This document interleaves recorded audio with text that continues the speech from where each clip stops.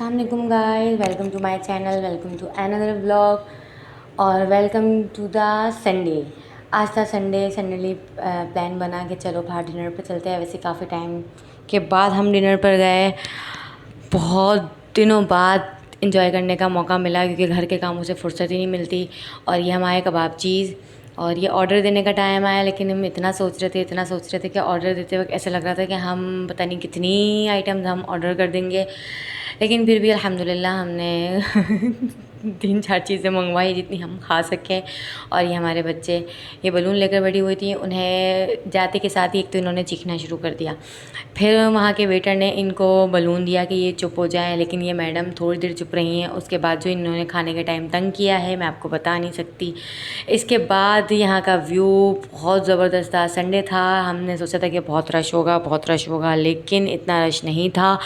हम ईद पर गए थे तो ईद पर तो बहुत ही ज़्यादा रश था, लेकिन संडे को हमारी सोच से बहुत कम था, इतना ज़्यादा नहीं था। और ये हमने फिर ऑर्डर दिया।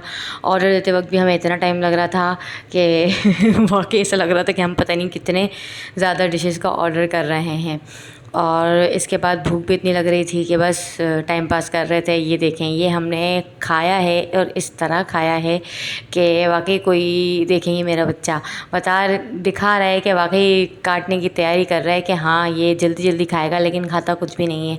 इसके बाद हमने ये चीज़ें ऑर्डर की, स्टेक ऑर्डर किया, रेशमी कबाब ऑर्डर की, मलाई बोटी ऑर्डर की एंड स्टार्टर में पेरी बाइट्स ऑर्डर किए जो कि बहुत ही अमीर थे। और बच्चों के लिए फ़्राइज़ तो मस्ट हैं, फ़्राइज़ के बगैर तो बच्चों का गुजारा ही नहीं है। लेकिन फिर भी हमने अब्दुल्ला से फ़्राइज़ छुपा दिए ताकि अब्दुल्ला को और चीज़ें खा सके। लेकिन फिर भी ये लड़के ने पेरी बाइट्स तो हाथ ही नहीं लगाए। स्टेक इसने थोड़ा बहुत खाया, फिर इसने रेशमी कबाब भी बिल्कुल नहीं खाई, मलाई बोटी थोड़ी बहुत खा ली।